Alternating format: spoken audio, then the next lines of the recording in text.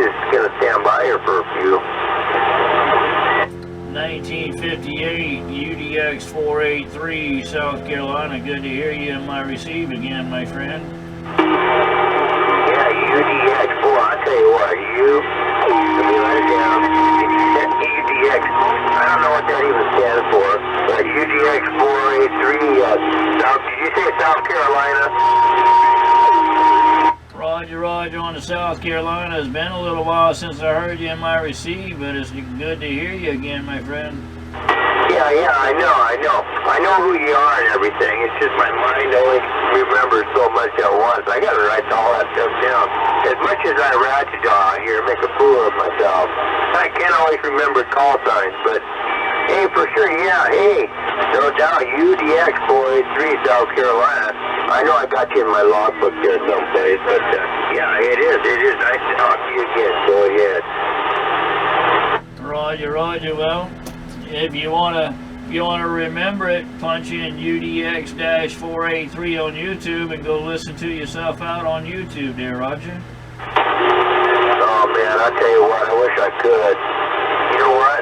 You know what? How it was? Do you remember 1980? Yeah, that's me. I got a Cobra 148. I got an old Palomar kicker and an old Radio Shack 5/8 wave. And I got a 19-inch television and a Panasonic VCR. And that's all I got. I'm a 357 West Virginia South. Well, I hear you, man. Well, I tell you, that 148 and that Palomar, that Radio Shack antenna, which of course that Radio Shack is just a high gain CLR2, I'm sure, but man, it's definitely doing a good job, and it sounds phenomenal for a 148, and that thing sounding pristine. Hey, 357, sounding good, my friend. I'm headed towards, I'm going to go through Oklahoma, I think. I'm going to go towards the big California. I like that down there. I like 357, sounding good over there, no doubt about it. Tomorrow, we'll continue my drive. 338, Mobile, 3 East, well, I tell you what, 70. It's a .64 wave. Remember, it looks like a penetrator 500 in the street out there, but it's actually 22 feet long, and it's got 4 elements at the bottom. And I had it up back, probably 82, 83, I had it up in the air, and it was so doggone big and heavy. I wanted to stick something way up in the sky, so I got myself a big stick with a Francis and Mazer on it. It worked pretty good, so I put this ground plane away for like 35, 40 years or something like that, and I just forgot about it. So I was looking up in the attic the other day, about 2 years ago, 3 years ago, whatever it was, and saw it up, and I go, oh, hey, wow, look at that thing. So I stuck that thing up in the sky, because I took my Antron 99 down, right? I just put it up on the roof, 10 foot up off the roof, and hey, I tell you what, it works, come on.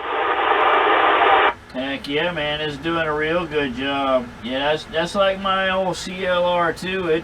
I hate to say it, but it actually spent about close to 20 years on the ground. It wasn't even stored inside. I wasn't expecting to ever use it again, and it worked good for a while until I started putting a little bit of power to it, and then the coil went bad in the bottom of it, and that's when I morphed the base of the Mako V5000 over to it, and right now I'm on the Mako V58, so which I did. You mentioned the big stick. Just last week before, I picked up a super big stick. I think a super big stick, brand new, still in the tube, from a Silent Key.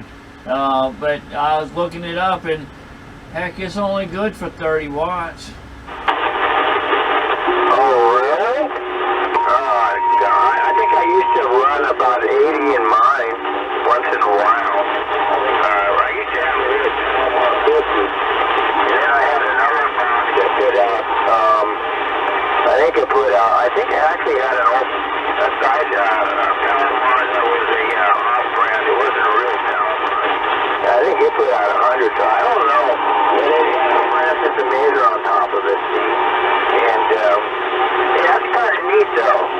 That's kind of a neat thing to find there. I wish I could find about a big stick is they used to bleed those. They used to put a lot of TBI out back in the day. It probably wouldn't be such a problem now. Their television is all different, but people complain about that thing. But sticking it way up in the air definitely helped. I'll tell you that much. But that's kind of neat there.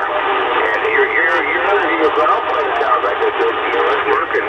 Hey, your ground plane's doing it out there. But I've got a Francis Amazing that I picked up a couple of years back, and it looks like new. So, I mean, yeah, and mine was a super big stick too. It was a super big stick for sure. So, I mean, yeah, they're a nice brine there, no doubt about it. They're strong, and that's a boat antenna. See, that thing comes off, that goes on a boat. So that pole, it's not like a crappy old Antron 99. That pole is strong. I mean, that thing is hard to break. You know, on Gilligan's Island, you know, that's the old Gilligan's Island, the brown traffic going on. I wasn't quite able to pull you out of the footage, but we're going to try again later on. Big stick. In that storm, it's Mike and Albuquerque. I'll be on the side. Big stick, and it doesn't break. Come on. Yeah, Roger. Yeah, that's, you know, like you say, it's basically, it looks a lot like the Antron with the exception of its, you know, two-piece. And it's got the big, like almost like a 102-inch whip on the top rather than having a metal antenna. But now, I'm getting the wattage off of what I looked up on the internet. There wasn't any paperwork in it any longer, but it's still got the rubber boot and everything else, and the tube had gone to pieces because the mobile home it was in had started to leak, and it was leaking on the tube. But yeah, other than that, no clamp marks on the base or anything. It's still brand spanking new. I'll tell you what, that's quite a find, because I drive around my town over here in Roseburg, right?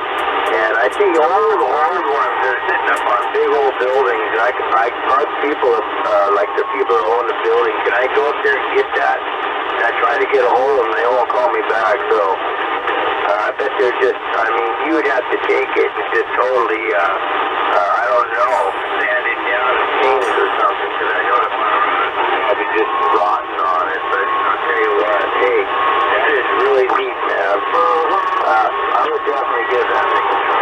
Tell yourself that even a 5.5 foot Francis, which you can get a hold of nowadays, try one of those on it. Because the match would be better if you did something like that. That whip that comes with is fine, but you could get like a, you can't get an 8-foot Francis anymore, or Francis Amazing. If you can find one, no, give it a try, because the match really gets really good there. Go ahead. Yeah, Roger.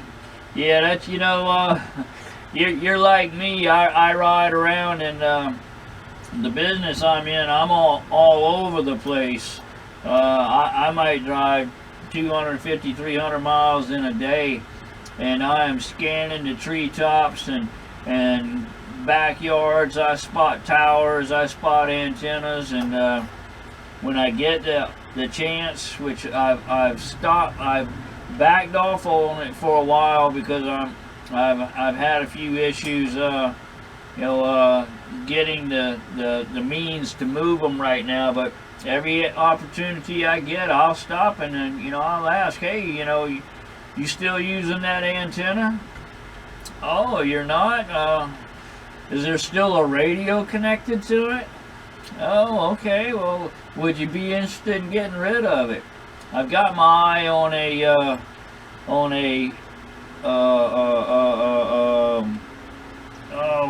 moonraker.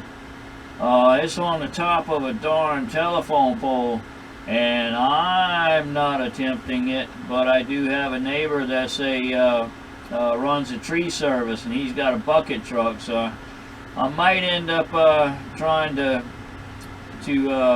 subcontract him to climb up there and retrieve it for me. But I gotta weigh the cost of him doing that and what they're gonna want for the antenna as to whether I'm gonna do it or not. But you know, that's another one down the road. I got a handful ham antennas. I got a couple verticals, couple beams a few weeks back, and I got to move some of those to get some money to go towards some other stuff. And yeah, I got a whole bunch of stuff in the oven, and I'm running out of heat there, Roger. Get there. Hey, 483, I'll tell you what, it was a good conversation. I look around for ground plans too, and I mean, there's people that have things on the roof that you ask them if you want to get rid of it, they just say, yeah, I'd like to get that thing off the roof, but I can't do it out there. You want to do it? Big old deer. Little deer are huge. It's a good deal, but you just on an island, or went to an island for no particular reason, and say, hey, you don't know me, but I got some type of hunting laws. Okay, you go ahead and tend your oven there, and we'll get you later. It would be we'll get a hold of you next time again. Maybe we get up on an upper frequency of this thing. 1958, like I said, it was definitely good to have you in my receive again, and we will do it again. I know we will. We've done it enough times already, and shoot, it's always good times. Good to hear you again, my friend. And until we do it next time, 73s, 51s, and a quick